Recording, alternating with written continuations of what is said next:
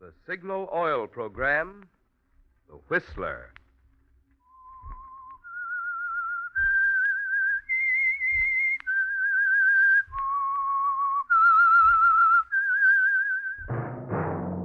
That whistle is your signal for the Signal Oil Program, The Whistler.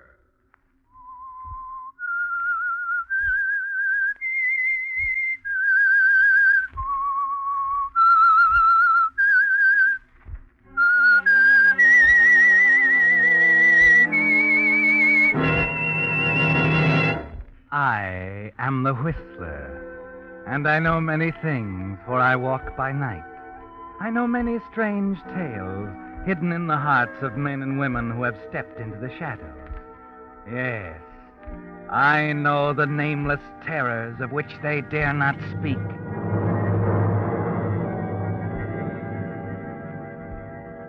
Yes, friends, it's time for the Signal Oil Program, The Whistler. Rated by independent research, the most popular West Coast program. In gasoline, you know, it takes extra quality to go farther. And Signal is the famous Go Farther gasoline. So look for the Signal circle sign in yellow and black that identifies Signal service stations from Canada to Mexico. And now the Whistler's strange story. Night Melody.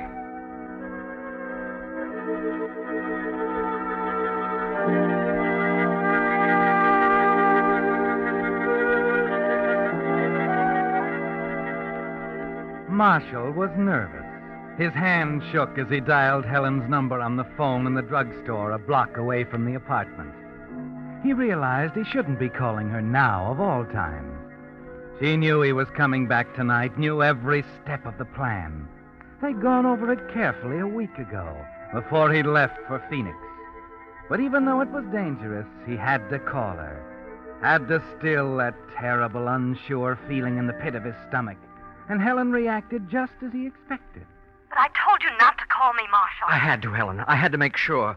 What about the alley door? It's open. I fixed it a few minutes ago. You know what you're going to say when they call you in? Of course. You sure Mr. Prentice will be coming home at the same time? Of course, Marshall. He's as regular as clockwork.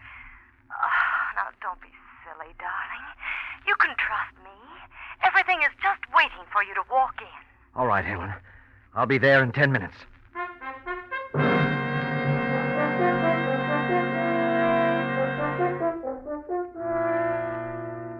Yes, it's all waiting for you, Marshall.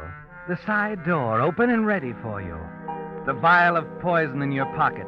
Your wife, Melody, alone in the apartment. Her sister, Helen, upstairs, ready with her story of the strange man. But the tense, uncertain feeling is still there. Worse now as you sit in the room with Melody, talking to her, knowing what's going to happen in a matter of minutes. My dear wandering husband. Same as ever, always doing the unexpected. Surprised? Oh, not exactly. Only one thing could have brought you home from Phoenix this way. You've come to say goodbye, haven't you? You're very direct, Melody. I'm sorry it didn't work out, Marshall. Who is she? I think that's beside the point. Yes, I guess it is. I suppose it's my own fault in a way. I have treated you a little like a toy. An expensive one, of course. Let's forget that, shall we? After all, we're adults. And there's no reason why we shouldn't part good friends. You're so right, Marshall. Always so right. Good. Let's have a drink on it, huh? All right. Scotch and soda? Of course. Whoever your new playmate is, Marshall, I hope she has money. Because you certainly won't get any of mine. I was just talking to my sister this evening. Helen?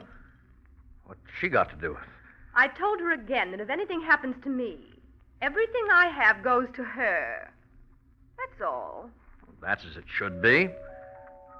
Huh. What's that, a music box? I'm going ahead with my makeup, if you don't mind. It's my new perfume bottle, dear. I just got it yesterday.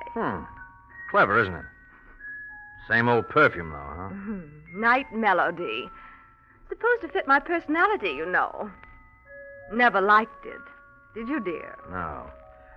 I was rather surprised to find you dressed. You going somewhere? Does it matter?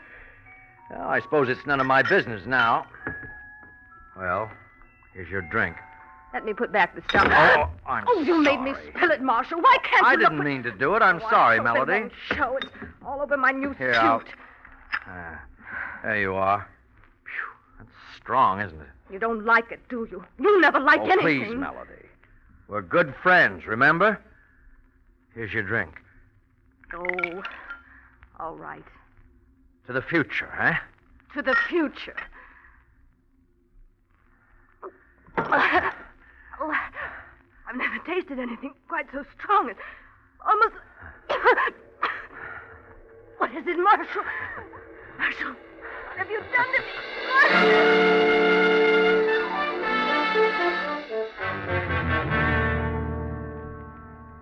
Well, it worked, Marshal, and quickly. Yes. Thiocyanin always does. And the full vial in Melody's drink made it almost instantaneous. You bend over her, check, then straighten up and look at your watch. 1:15. Still on schedule. It takes only a moment to rinse out the 2 glasses, then hurry to the door, open it, and look into the hall. No one in sight, Marshal. It's perfect.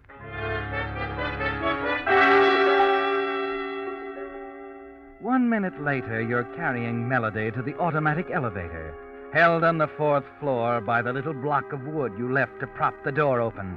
You put her inside, let the door close, and start down the stairs.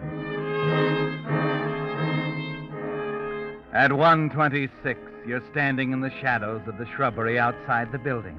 At your feet, the suitcase you hid there. Waiting.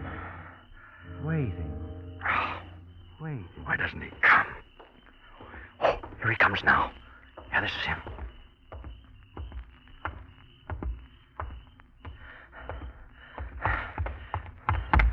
Well, hello, Mr. Prentice. Oh, Blake, you startled me. Sorry. Didn't know you were coming along the I'm sidewalk. trying to catch up with you for a block. Well, a suitcase, eh? Back from another business trip? Yes, and glad of it. There you are. Oh, thanks. Rather nice to meet someone for a change. I'm usually a lone wolf, you know. I suppose it's the lot of every nightclub manager.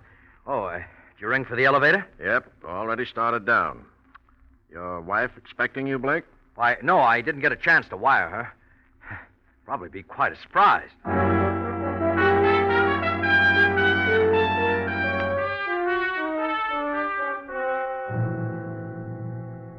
And it will be quite a surprise, won't it, Marshal? Yes. You'll probably have to pick Prentice off the floor when that elevator door opens and he sees what's inside. But most important of all, Prentice will produce an alibi no one could possibly break down. Yes, it's so natural. You're walking up to him outside, the suitcase in your hand, just back from Phoenix, the 2 of you walking in together, discovering Melody together. Yes, Marshal, it's airtight. And as the elevator dial moves around, you begin to brace yourself. 4, 3, 2, 1. You're ready now, waiting. Prentice slides the door back. The elevator is empty. Well, what's the matter, Blake? Step in. There's plenty of room.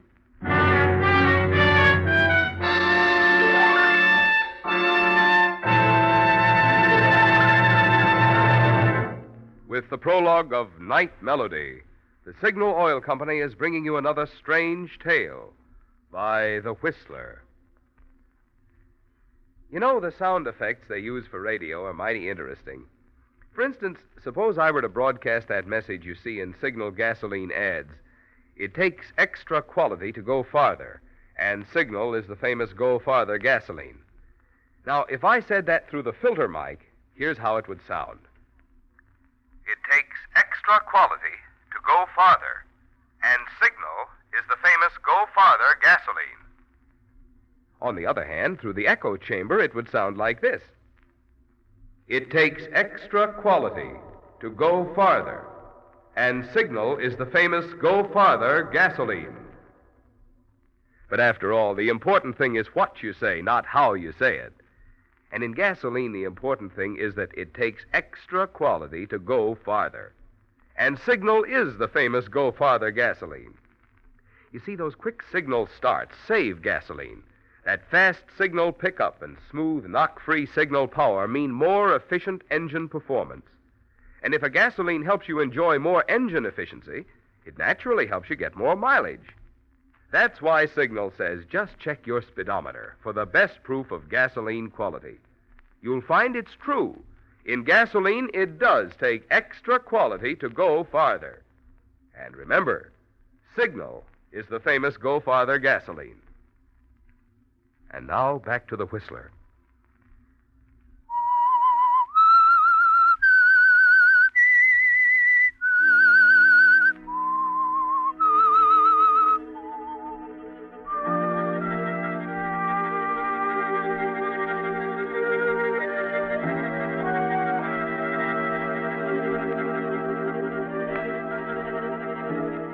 You stand at the door of the elevator like an idiot, too stunned to speak. It's unbelievable, isn't it, Marshal? You put Melody's body in that elevator not 5 minutes ago, yet the car is empty. You fight an impulse to run out of the elevator, upstairs to the 5th floor in Helen's apartment. But you can't, can you, Marshal? No one must know there was ever more than a casual friendship between you and Helen. As the car rises, you tell yourself that your wife, Melody, is dead, that she couldn't get up and walk away. Or could she? You follow Prentice out onto the 4th floor and start down the corridor, deciding now it's best to keep close to him for the time being.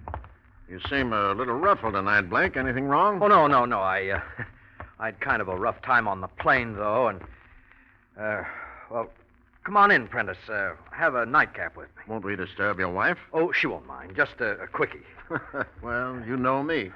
Good. I know Melody will be happy to see you. The lights are on. Perhaps she's still up. Melody? Oh, Melody. Melody, darling. I'm home. Prentice. What's the matter? Well, she's not here. She's not in the apartment. What's wrong with that? I don't know. Oh, she might have gone out for the evening or... Wait a minute. Look there. Huh? That overnight bag next to the divan. Was she going somewhere? Well, she couldn't have. I mean, she couldn't have gone far. Of course not. Well, Blake, what about it? What about what? Didn't you ask me in for a drink? Oh, yes, sure. Help yourself, will you? It's on the sideboard there. Righto. And I'd say you could use a drink. Well, that's strange. What is it? She couldn't have left very long ago. These glasses must have been rinsed in hot water. They're still warm. Oh, yes, of course. Now, how do you suppose it... Say, what is that? Perfume? Oh, yes, it's a favorite of my wife's. Named for her something. Night Melody.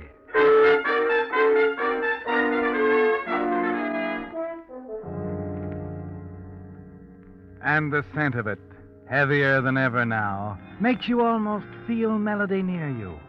Sweet, sickening, filling the room with her presence, her brittle, mocking laugh. At long last, Prentice finishes his drink, and the minute you hear his door close across the hall, you hurry out.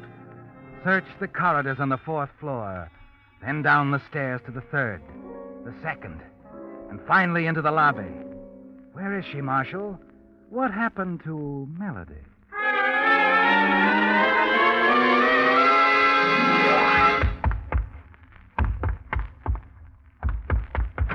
Who is it? Oh, Mrs. Oh, Mr. Blake, I thought I heard someone. Is something wrong? My wife. I'm awfully worried, Mrs. McPherson. She's not in the apartment. Well, didn't you know? No, what? Well, I thought she was leaving on a trip tonight. She didn't tell me. I just got in from Phoenix. Oh, dear. You must have just missed each other. I'm sure I heard Mrs. Blake go out, and well, I'm sure of it now. That's your wife's perfume. Can't you smell it? Yes, I do smell it. Oh, well, wait a minute. I'll check for you, Mr. Blake. I'll call the night man. He brought her trunk up from the basement this afternoon. Now, I'm sure he'll know.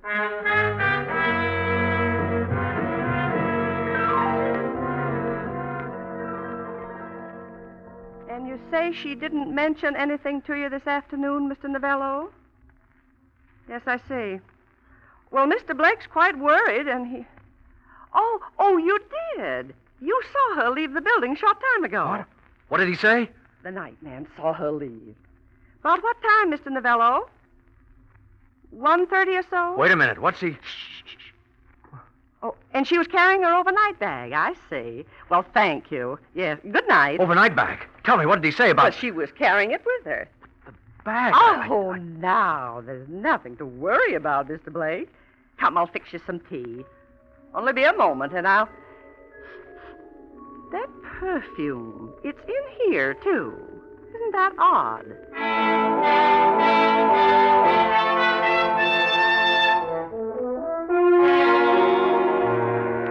I can only find the key. Oh, it's the wrong key, huh? Let me see here. Oh, what's wrong with this silly thing? Oh, Blake. Huh? Oh, Prentice. I'm having a little trouble with the key here. I'll get it in a minute. What's the matter? Oh, the key, this lock's Here, stuck. let me... Oh, There you are. thanks. Is there something wrong? No, nothing. Come on in, will you? I don't mean to be curious, but good Lord, man, there's nothing to get worked up about. Let me see. Where is it? Excuse me a minute, will you? Excuse me. Oh, it isn't here either. It's gone. What's gone?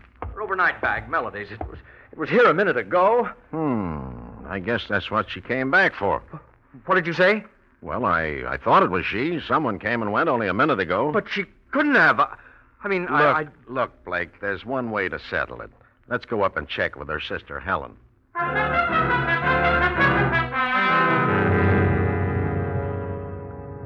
And that's not on the program either, is it, Marshal? You're too bewildered to even think now, as Mr. Prentice guides you up the stairs to the next floor and Helen's apartment. Someone knows. You're sure of it now. Someone has been in on it from the first, and the whole thing is a careful, insidious plan to trap you. But who, Marshal?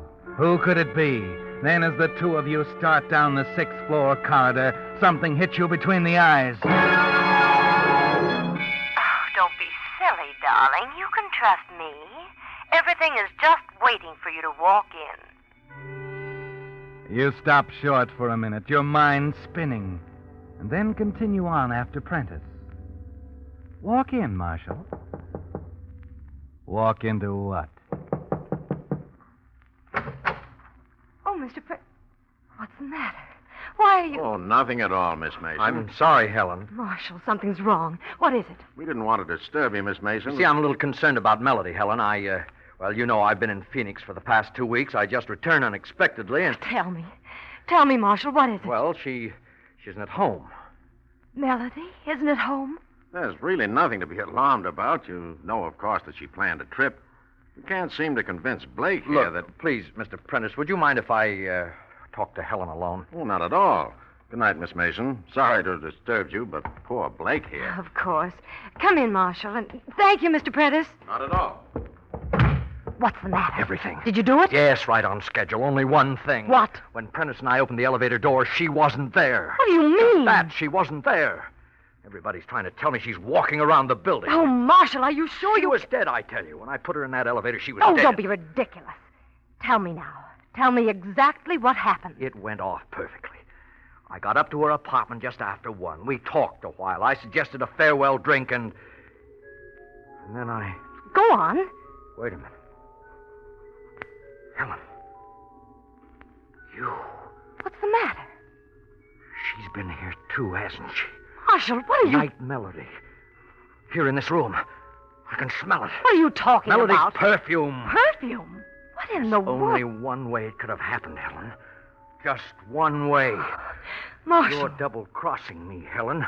You're trying to use me for a fall guy. It's Melody's money, isn't it? That's all you're after. Wait a minute, What Marshal. did you do with her, Helen? What did you do with Melody? The next thing I know, she'll turn up in my lap with 15 witnesses. When are you going to spring that? Darling, you don't know what you're saying. I gave you credit for better sense. You're in it, you know. You're in it as deep as I am. Well, it's not going to work, Helen. You better understand that right now. Marshal, listen to me. I'm through listening to you. Oh, please, please, darling. You've just got to believe in me before it's too late. Oh, Helen, I couldn't believe. Oh, my poor darling. Listen to me now. I know we're in this together. There's only one way we can win. We've got to stay together. Always. I love you, Helen. I love you so much. Look, if she's gone, it's because someone found her. Because someone knows. They all know. The manager, even Prentice. There's only one way out now, Marshal. There isn't much time. What do you mean? They do know, darling, but they don't know enough. If they did, they'd be here by now. We've got to get out of here. When? Right now. My car's down in the basement garage. We can be out of the state by daylight. You know what that means? Yes, Marshal. I know what that means.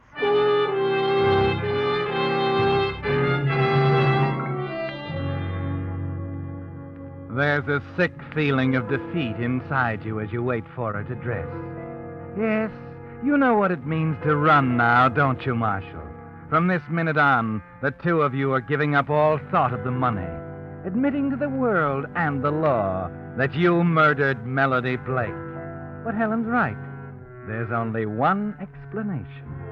They know everything, and from now on, it's only a matter of time. 5 minutes later, the two of you are in the elevator, going down to the basement in Helen's car. That's it, Marshal. Get the door. Yeah.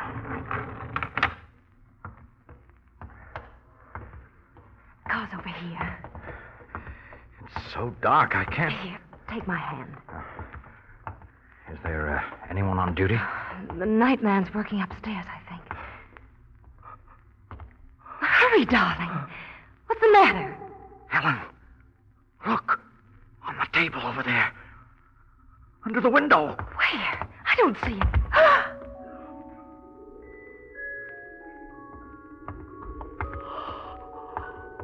I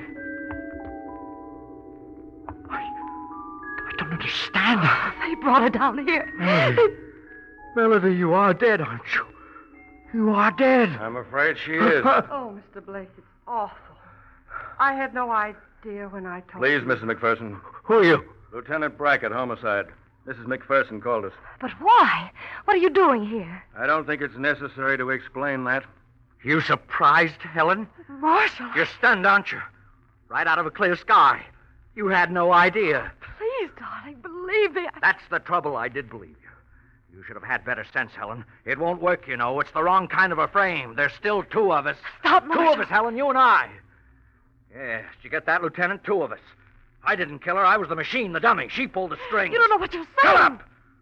Well, I'm pulling the strings now, all of them. All right, officer. You can make yourself comfortable. I got quite a story to tell you.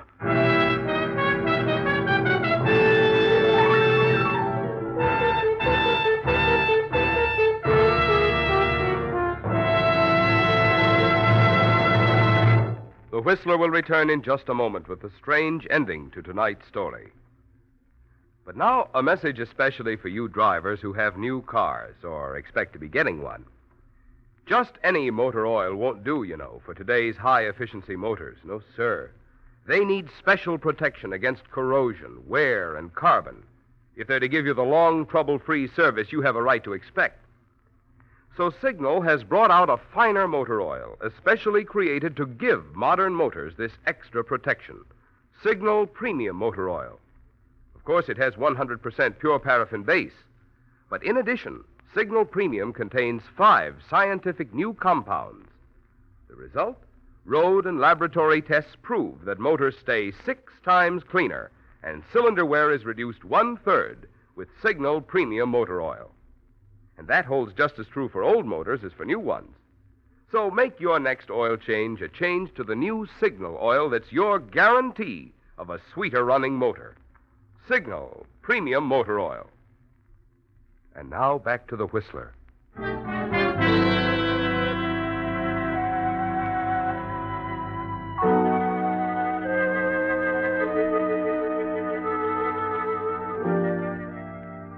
It's a terrible thing, Marshal, the 4 of you standing in the gloom of the basement garage.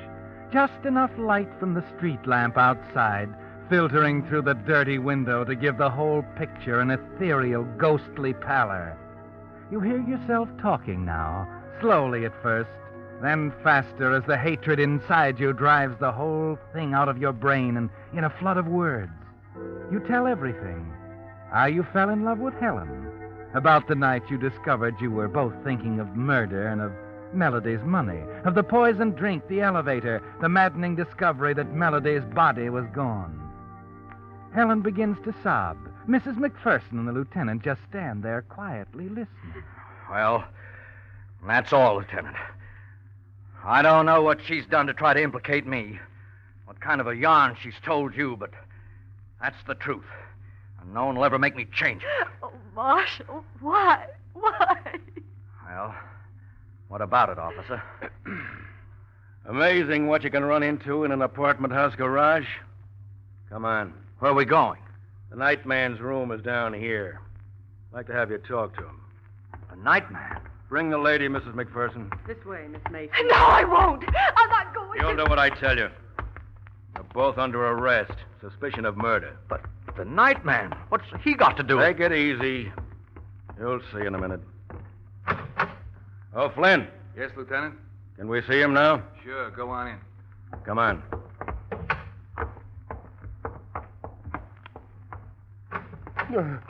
How are you now, Mr. Novello? I don't know, Lieutenant. You know Mr. Blake here? Mr. Blake? Mr. Blake, please believe me. I didn't mean to do it. I tried to explain. After it happened, I got scared and I lost my head. That's why I lied about seeing your wife go out and Just everything. a minute, Mr. Novello. Tell Mr. Blake exactly what you did. I was cleaning up on the 4th floor, and I found Mrs. Blake in the elevator. She'd fainted. Fainted? Go on, Mr. Novello. I pick her up to carry back to her apartment, and as I passed the stairway, I tripped and fell down all the way to the landing. She hit her head. I know it. I killed her. I didn't mean to. I didn't mean to kill her. You mean he told you? Funny, isn't it? We thought he was lying. Had him all ready to book. Until you cleared him. Good Lord, Helen. Never mind, Marshal. It's no use now. Well, let's go, you two. Oh, Mr. Novello, a word of advice. Next time you fall downstairs with a body in your arms, don't lose your head and hide it in the air conditioning intake. Every apartment in the building is full of that perfume.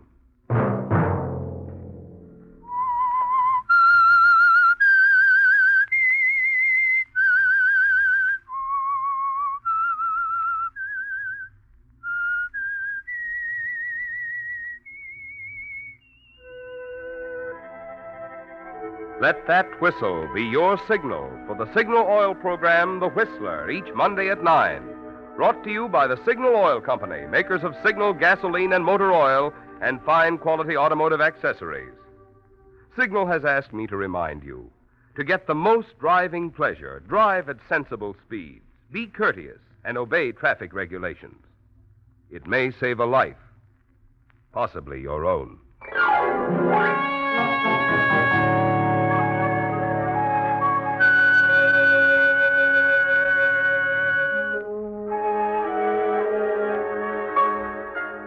Featured in tonight's story were Joseph Kearns and Doris Singleton. The Whistler was produced by George W. Allen, with story by Joel Malone and Harold Swanton, music by Wilbur Hatch, and was transmitted to our troops overseas by the Armed Forces Radio Service. This is Marvin Miller speaking for the Signal Oil Company.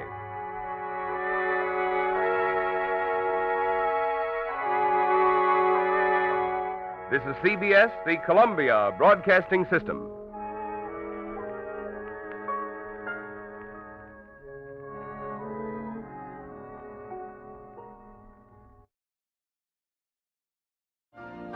You've been listening to the OTR Gold Network. Find more classic radio at otrgold.com.